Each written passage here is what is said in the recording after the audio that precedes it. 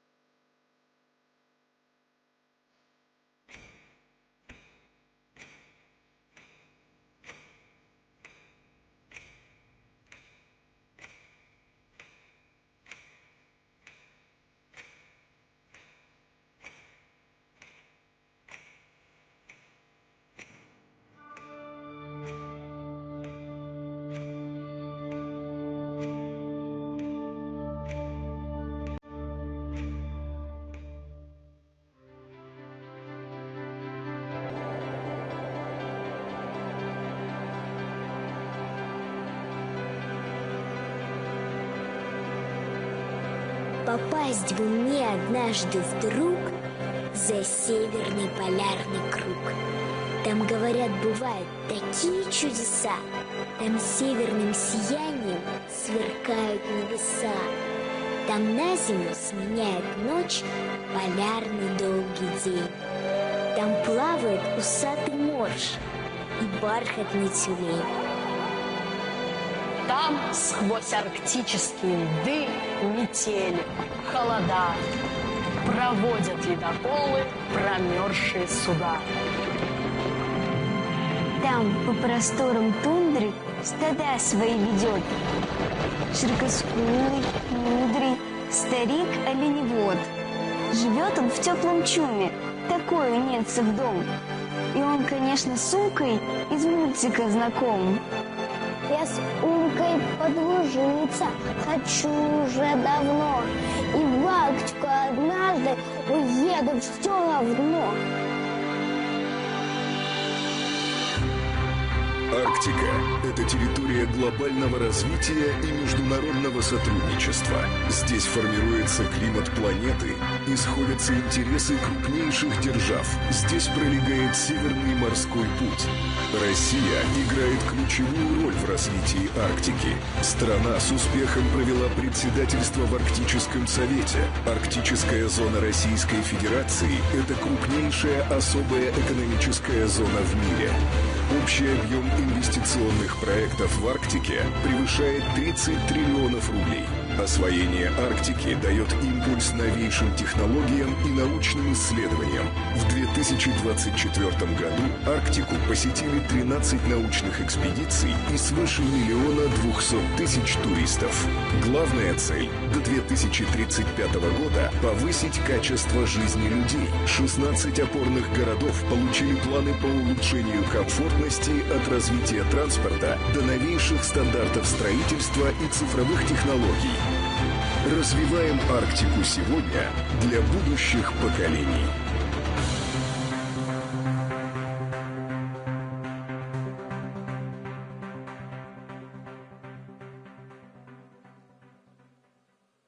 Президент Российской Федерации Владимир Владимирович Путин.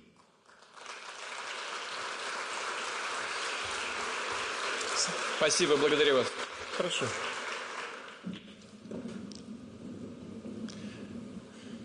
Уважаемые коллеги, друзья, дамы и господа, я приветствую участников и гостей 6-го международного форума «Арктика. Территория диалога». Его впервые принимает Мурманск, столица русской Арктики, город-герой, который сегодня динамично развивается. Как и другие наши северные города, субъекты Федерации запускают знаковые для всей страны проекты.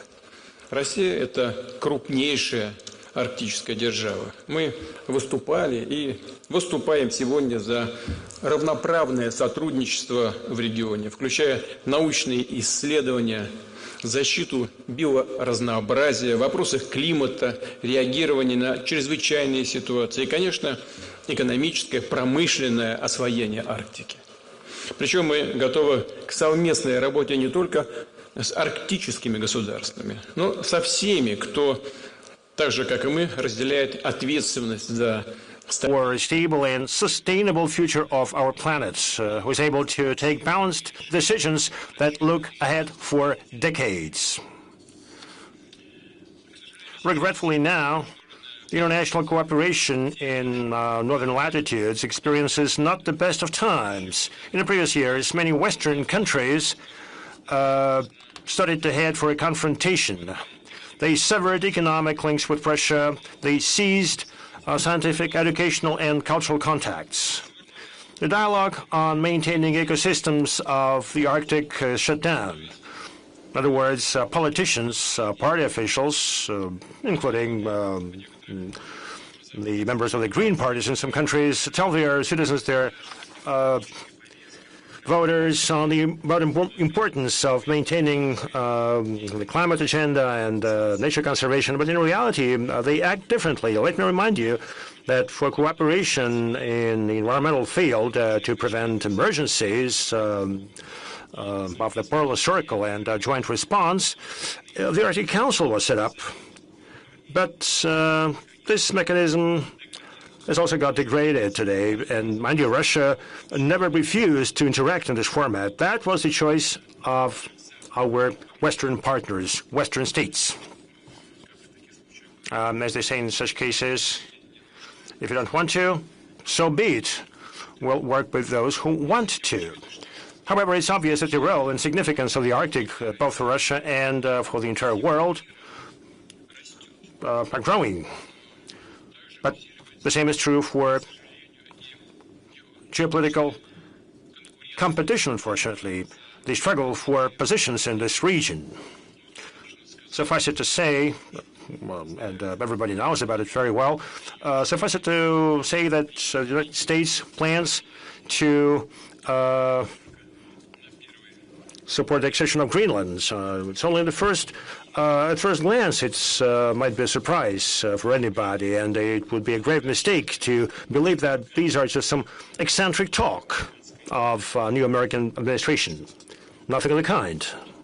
In fact, such plans were obvious back in 1860s. Back then, the U.S. administration considered the possibility of annexation of Greenland and Iceland, but this idea was not supported by Congress at that time. Let me remind you that by 1869, the American papers laughed at the purchase of Alaska. The deal was called a folly. Alaska was called an icebox. And Polar Bear's garden of Andrew Johnson, the U.S. president at the time. So the suggestion to incorporate Greenland failed at the time, but now the purchase of Alaska obviously is looked at the U.S. quite differently, just like the deeds of Andrew Johnson. So it is nothing surprising about what's happening now, especially since the story only started back then, but it continued later on. In 1910, a tripartite swap transaction was put together, bringing together the United States, Germany, and Denmark. The Greenland would go to the United States, but the transaction failed at the time. During the Second World War, the United States deployed military bases in Greenland to protect its from Nazis, prevent its capture by Nazis. But after the end of the war, the U.S. suggested to buy the island from Denmark, and just recently, judging by international history. So we're talking major plans, serious plans of the U.S. with respect to Greenland. And as I just mentioned, those plans have deep historic roots, and it is obvious that the United States will continue to promote the geopolitical, military, and economic interests in the Arctic. As to Greenland, I think this is an issue that concerns two states and has nothing to do with us. However, we are concerned with the fact that the NATO countries increasingly identify the far north as a foothold for possible conflicts. They do military exercises in these conditions, primarily using the forces of their new recruits, Finland and Sweden, and up to recently we've had no issues with them. So somehow they create these with their own hands. Why? No idea.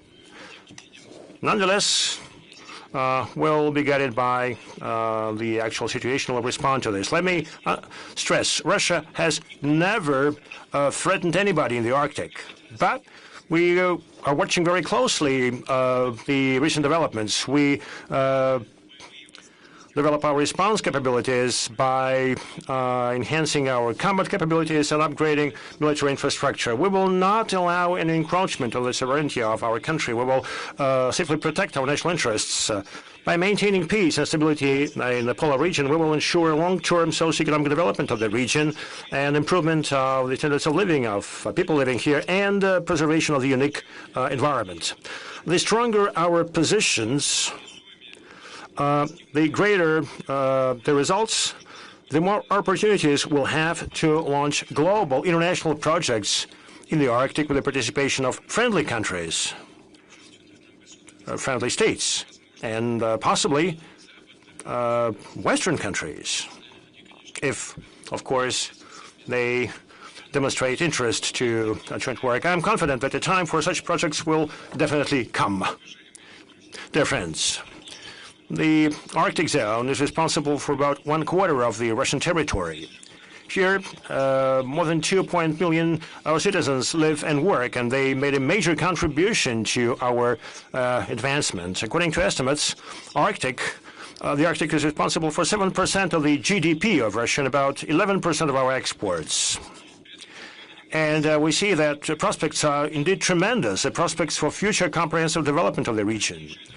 A major area is strengthening the transport and logistical framework of the Arctic. I'd like to stress that this year we celebrate 500 years since the first mentioning in the historic sources of a audacious idea of Russian seafarers and fishermen about a possible trade route along the northern seas to the east to China, along the so-called Northeastern Passage, a prototype of today's Northern Sea route.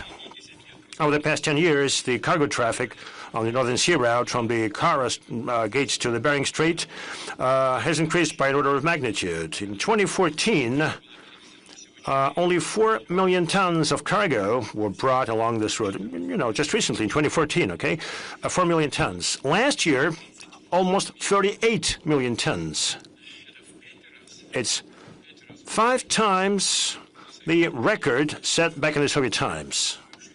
We think, in fact, we are confident that by 2030, we will have some 70 to 100 million tons. But our plans, both in terms of volume and geography of cargo traffic, on building up our Arctic fleet are much bolder. The Northern Sea route should become a key section of the Trans-Arctic Transport Corridor, going from St. Petersburg via Murmansk to Vladivostok.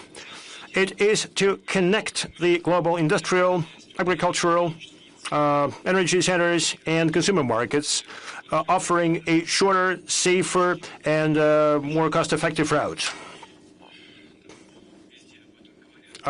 This is what is being said everywhere in the East and the West, and the experts understand it very well. The cargo available for transport in the Trans-Arctic Corridor will grow thanks to the development and processing of resources in the Arctic, thanks to the international transit. And I want to stress that this will be thanks to the connection of the Trans-Arctic Corridor with our domestic rail network from the northwest to the Far East, Baikal-Amur Railroad and Trans-Siberian Railroad. In fact, the very idea on building the Trans-Siberian Railroad across the country to the Pacific Ocean is an example of strategic vision for the future, when we consider not just the current needs and the circumstances, but also interests of the country for centuries to come. That's exactly the approach we should be guided by when developing our Trans-Arctic Corridor.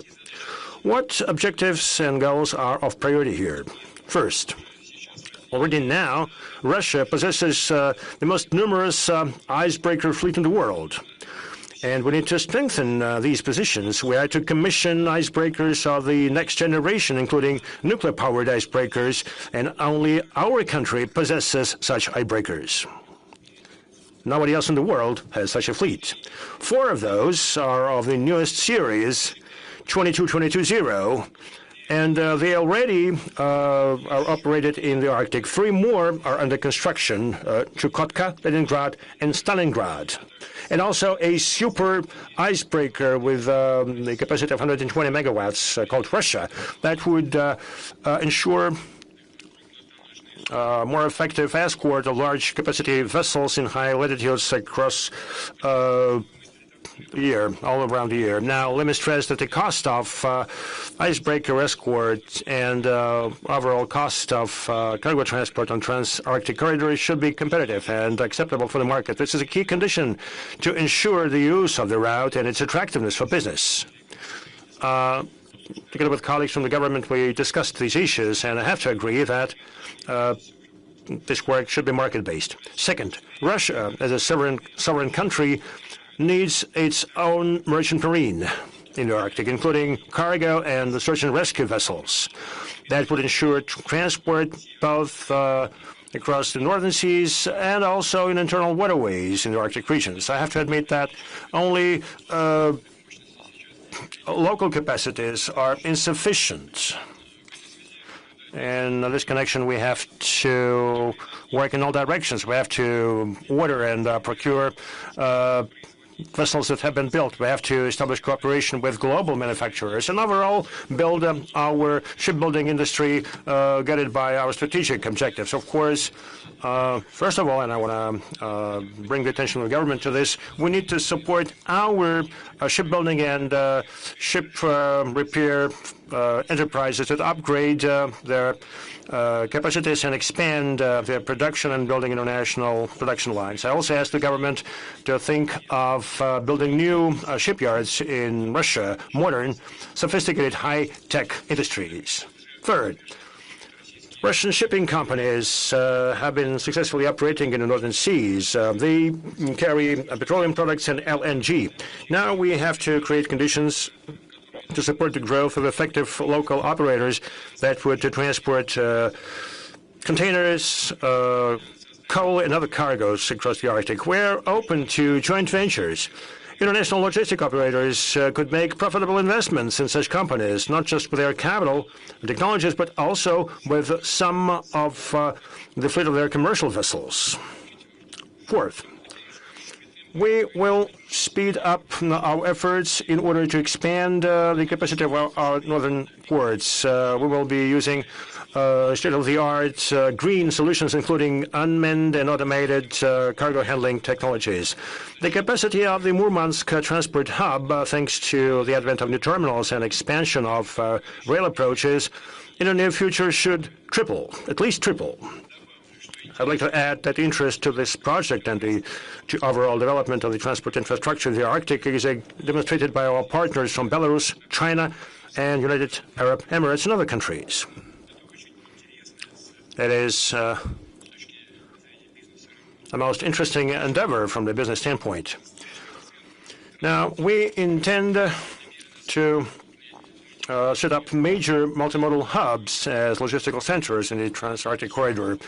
Not only we will shape convoys here, but we will have industrial sites to come up with industrial products. To enhance logistical sustainability of the Trans-Arctic corridor, I would like to ask the government to set up plans in order to expand the capacity of the existing seaports in the Arctic and to think of where on the Arctic coast we have to build new ports and what kind of pace we should take in order to develop the adjacent infrastructure.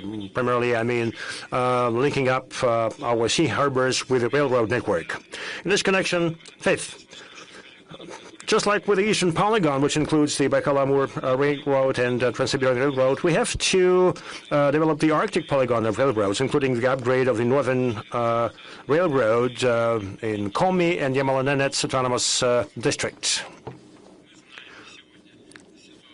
We're aware of the current situation with the Russian railroads development. We know what kind of challenges the company is facing.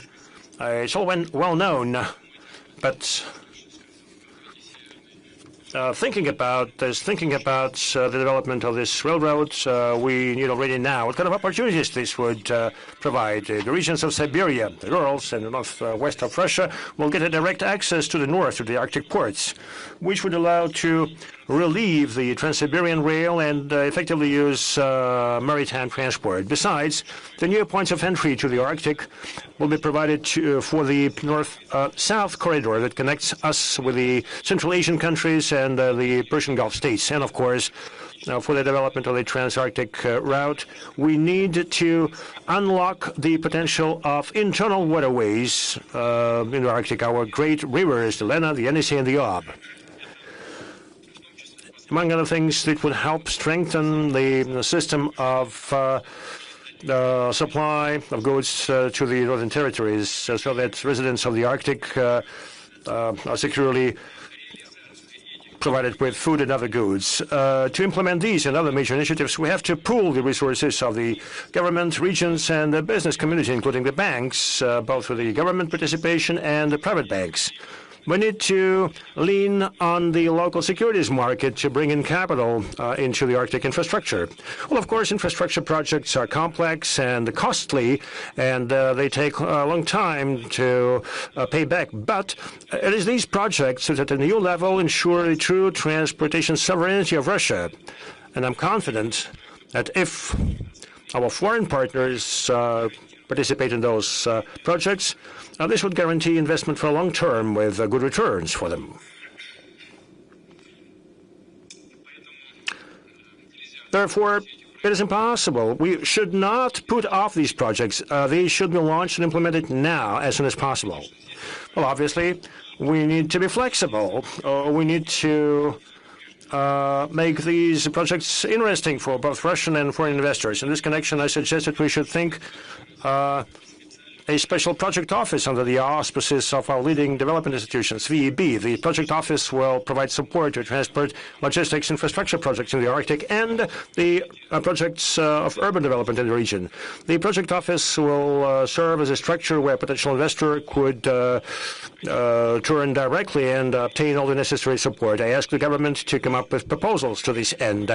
Besides, I task the governments with the participation of Rosatom, VEB, and relevant commission of the State Council by August 1st this year to approve the financial, economic, and institutional model for the Trans-Arctic Transport Corridor development. Dear colleagues, today, in the Russian Arctic, we develop deposits of oil, natural gas, metals, other mineral resources. We will continue large-scale geological exploration here, primarily within the framework of the federal project called Geology Revival of a Legend. However, the task is to use this rich resource base in order to open in-depth processing facilities here. While preserving the unique Arctic nature, we need to come up with high value-added products in petrochemicals and the gas-to-chemicals industry, in the rare earth metals, and so on. One example would be a center for large-capacity marine installations facility in Belokamenka, where they localize the LNG technologies, and we use our own best practices. I would like to bring the attention of the colleagues from the government and regions. You need not only to suggest, but also to effectively fine-tune the instruments used to support investment and business activity in the Arctic. And this includes tax benefits, administrative preferences, infrastructure, preparation of land, and so on. Among other things, I remind the colleagues on the need to strictly meet the plans on gas infrastructure development in the Murmansk Oblast. It should be completed before the year 2030, so this task is still on. And of course, we need to develop a very promising area such as tourism. The North, the Arctic, are a unique concentration of natural, historic, spiritual monuments. It possesses a very rich cultural mix. Annually, more than 1 million tourists visit the Arctic to get exposed to its landscapes, to see the northern lights, to do some Arctic fishing and ride on dog sleighs, and, to travel to the polar archipelagos. The number of tourists is on the rise. Respectively, new projects spring up in this area, such as the Arctic Tourism Center, focusing on mountain skiing in Yamal-Nenets Autonomous District, or hot water resort and year-round hotel complex in Karelia. I'd like to ask the federal governments and the regions to support such initiatives that open up new facets of the Arctic, and they help boost interest to this region. I also suggest that we think of including it in a federal project called 5 Seas and the Baikal Lake, the development of the touristic infrastructure at the White Sea. To open up the Arctic for the mass-scale tourism, accessibility becomes crucial, all the way from repairing and building roads to developing air transport. Let me remind you that we extended the subsidized air travel program for the Arctic cities. Last year, about 800,000 passengers availed of this opportunity. This year, the subsidized tickets are available for more than 70 routes. However, airports of the far north, especially small airports, are in need of revamping. In the coming years, within the framework of a relevant national project, we will upgrade 16 airports in the Arctic zone, including in Salikard, Arkhangelsk, Naryan-Mar, and Vorkuta. Overall, our objective is to maintain a well-developed system of airports in the Arctic, all the way from large and medium-sized airfields to small landing spots. This is also necessary to ensure the year-round accessibility of settlements and the operation of aeromedical evac units. Dear friends, a key, integral goal of our plans is to improve the quality of life for people living here, to ensure modern conditions for study and work, for leisure and bringing of children in this harsh region that lures people with amazing forests. On many occasions, I talk to people and the northerners, and both those who were born here and who came here, tell me that the north, lures people, and people have their hearts chained to this land. As you may know, master plans for the Arctic zone agglomerations are ready, and they span not only major cities like Arkhangelsk and Murmansk. Master plans apply to Kirovsk, Kapatiti, and Monchegorsk in the Murmansk region, Kem and Belomorsk in Karelia, Vorkuta in the Republic of Komi, Bilibino, Pevek, and others in Chukotka, Naryan-Mar in the Donetsk Autonomous Region, Salikard, Labit, Nangi, Novyurim-Goy, and Noyabrsk in Gamo in the Donetsk Autonomous District, as well as Tiksi and Naiba in Yakutia, Norilsk, Igarka, and Dikson in Krasnoyarsk territory. I would like to specifically thank the VEB Corporation and Dom.RF, who directly contributed to many of those master plans. A master plan is a comprehensive document of strategic and territorial planning. It's a long-term program of socioeconomic and spatial development for cities and settlements. We will use here state-of-the-art city planning solutions while maintaining the regional image of such settlements. And we will be guided by the suggestions of the residents and CSO, including those of indigenous peoples of the north. I'd like to remind the government that we need to accelerate the approval of the Arctic Master Plan implementation timeline. We should think about how to finance them. Also, we should think of a separate Arctic sections in our national projects and to launch a mechanism to bring in business community, strategic investors who work in the Arctic to help implement those master plans or want to work here. Also, I'd like to ask you to think about setting up a special centers of excellence where municipal and regional officials would upgrade their skills in terms of urban development. They would be exposed to the best practices in master planning. Now, we've launched the national competition on creating comfortable urban environment. The winners are eligible for budget support. Now, I suggest that we should provide additional allocation under this competition from the federal budget. We've just discussed this with the colleagues from the government and the Ministry of Finance. I will not give you the ultimate figures, but this allocation should be set up and such support should be provided so that the colleagues addressing these objectives would have more opportunities to beautify their embankments, develop their walking areas, build playing grounds, parks, and so on. And separately, I'd like to ask the government to extend the program for the military stations innovations, restricted access administrative units where our military and their families live. Such a renovation program should be active at least up until 2030 with the annual financing from the federal budget of at least 10 billion rubles. I would like to stress that this is also linked to the strengthening of our military component in this region. The strength of the military will be increasing here. One of the objectives of the master plans and renovation program is to identify where new industries and jobs would appear, including those related to the Trans-Arctic corridor, where schools and kindergartens, polyclinics, hospitals, roads, and communication networks would be built and housing would be erected. The Ministry of Defense, together with Ministry of Construction and regional authorities, should address all these issues facility by facility, so that we understand what exactly the resources that we need and what are the timelines that are required to support this. One specific feature of Arctic is that the construction is done on permafrost. And this obviously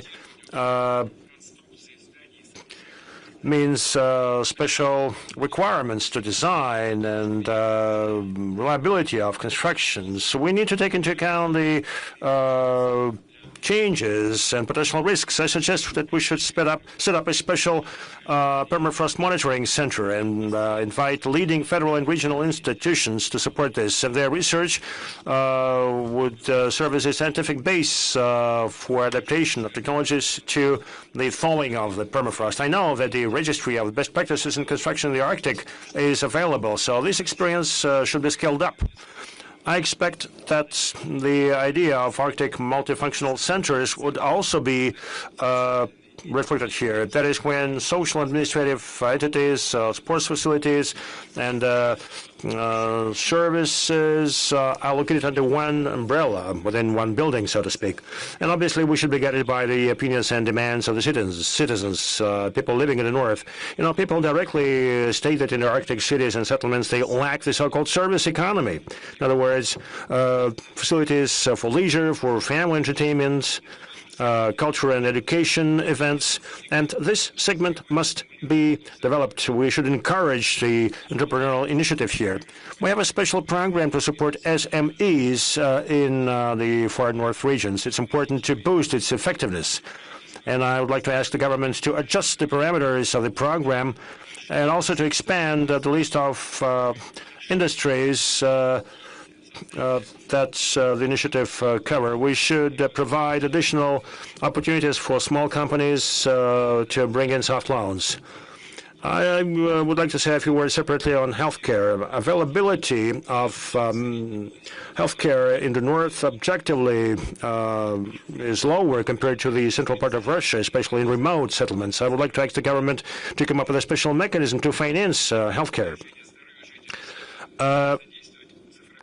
In order to preserve health of residents of the north, we have to employ digital technologies. We are to equip mobile vulture units with AI-enabled instruments that would help remotely test human health and diagnose conditions and come up with treatment recommendations.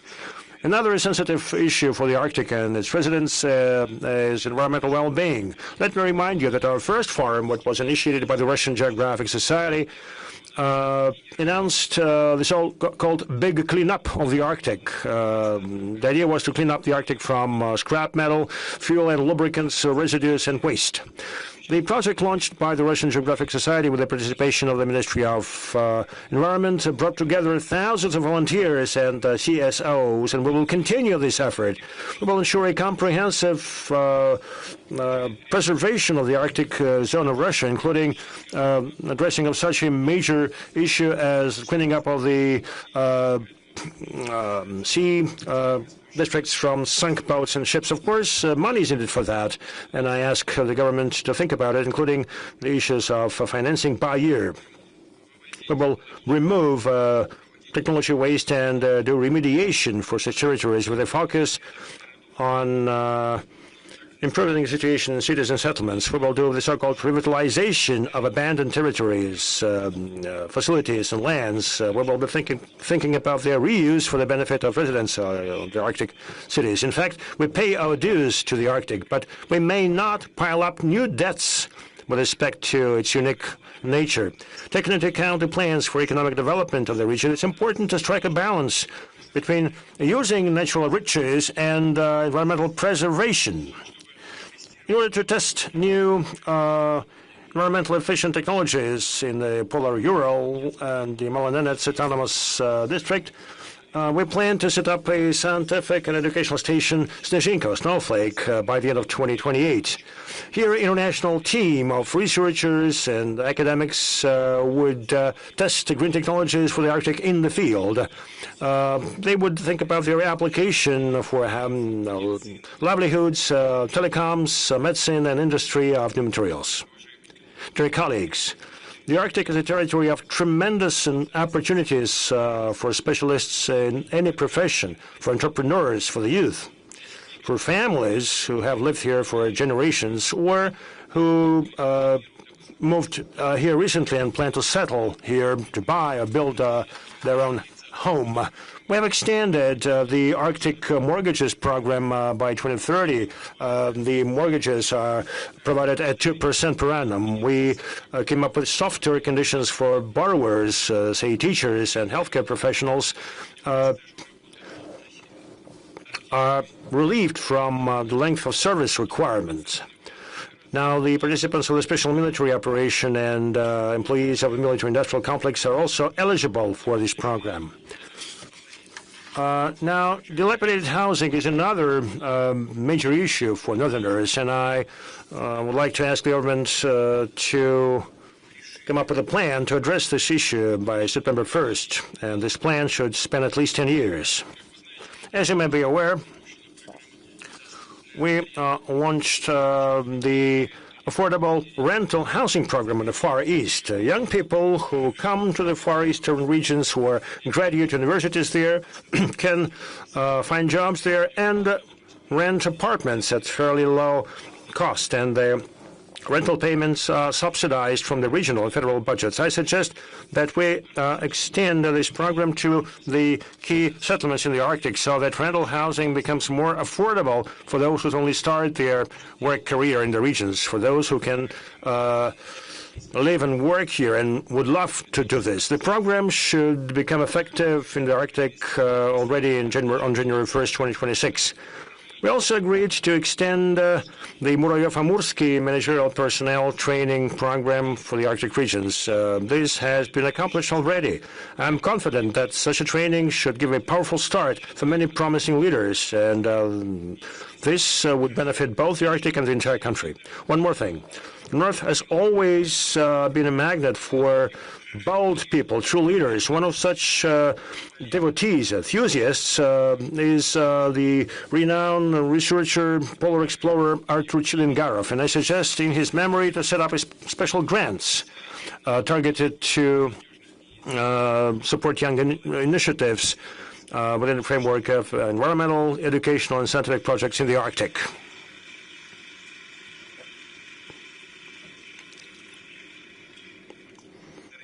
Dear friends, development of the Russian North, overcoming the challenges posed by the harsh nature and reaching new promising frontiers, well, this is something that inspired many generations of our ancestors. Seafarers and Novgorod merchants of the medieval times, explorers of the Arctic of the 16th and 17th centuries, industrialists of the 18th and 19th centuries, scientists, polar explorers, engineers, workers of the Soviet Union, and companies of the modern Russia who launched major Arctic projects in the beginning of the 2000s. And today, North is at the fore of development.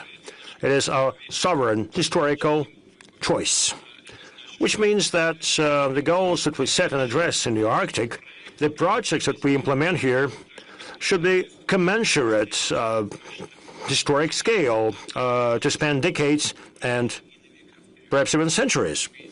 We will do whatever it takes to strengthen global leadership of Russia in the Arctic. And despite all the current challenges and difficulties, we will ensure a comprehensive development of the region.